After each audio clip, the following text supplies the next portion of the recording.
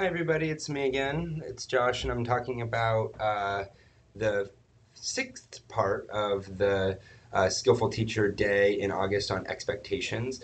This was in the afternoon when I guided the group through the final part of the Saturate the Environment pyramid around daily interactions.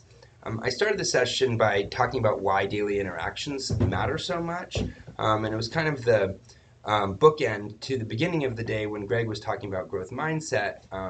And really, the idea of daily interactions was that we can't just talk growth mindset, we have to walk the walk. And so, the way that we interact with students, in the Skillful Teacher, it talked about the 10 different arenas for sending high expectations messages. So, for instance, when a student gets an answer wrong, the way that you respond to that tells a lot about whether you think the work is important and whether you think the student can do it and whether you'll give up on them. So daily interactions are really important because if you don't have daily interactions that promote a growth mindset, it doesn't matter what posters are on your wall or what's in your green sheet because it all has to fit together. I then talked a little bit about why the teacher's mindset and their beliefs about students' abilities is so important.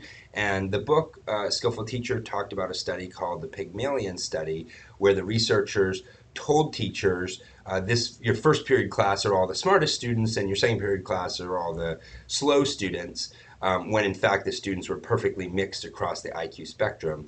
And the teachers acted differently towards them and created these self-fulfilling prophecies where the kids in the bright class got smarter and achieved higher than the kids in the slow class, even though there was no significant difference at the beginning.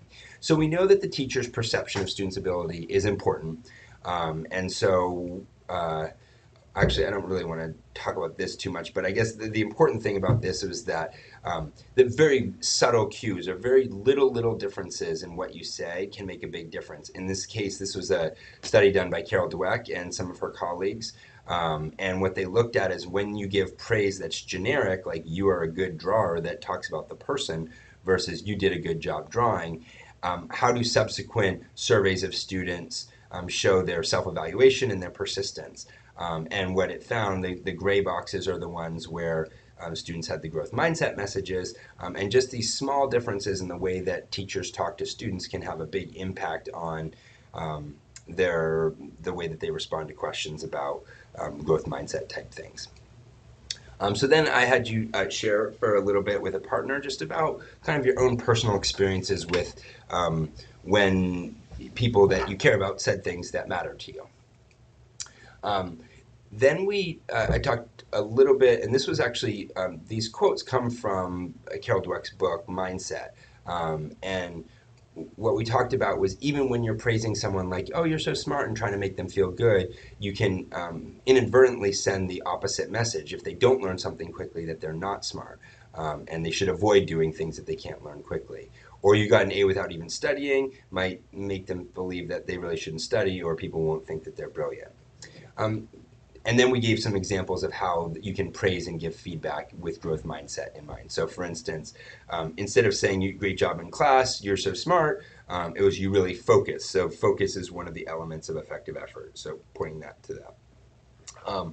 Or asking the student, what do you think you did to improve so much? So that's creating some metacognition in the student and having them, and you can also obviously test the attributions to see if they believe that their effort was what made the difference. In terms of giving critical feedback, something like you're stuck on this problem, I'm going to come back to you in just a minute. That's the strategy called no opt-out, which we talked about later in the day. Or this essay has a lot of grammatical errors, who could you ask to proofread it for you? And that's a resources question, so trying to point the student to somebody who can provide support and resources.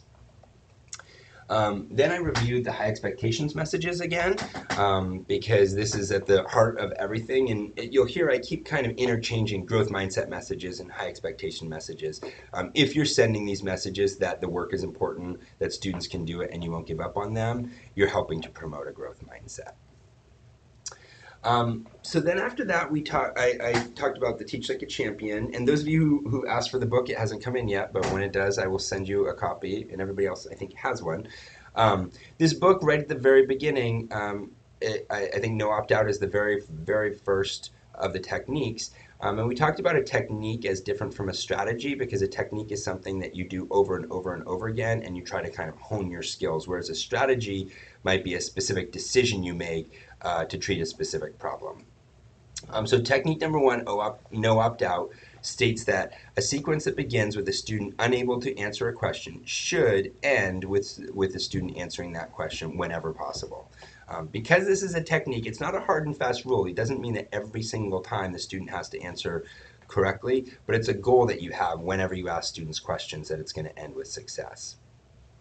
So then I think we tried to show the clip and it didn't work very well, but I sent this in an email. I sent some clips of the teachers doing no opt-out. The other thing is that we gave you this handout, the field guide handout, which allowed you to self-assess if you wanted to. It talked about telling the students why you do no opt-out in a rollout speech, and then also had some issues on kind of the challenges that people face and how you might be able to get past them. And then after that, when we finished, I made a really bad joke about taking it to the classroom and started to explain the experiment and reflect cycle, which I will do in the next screencast.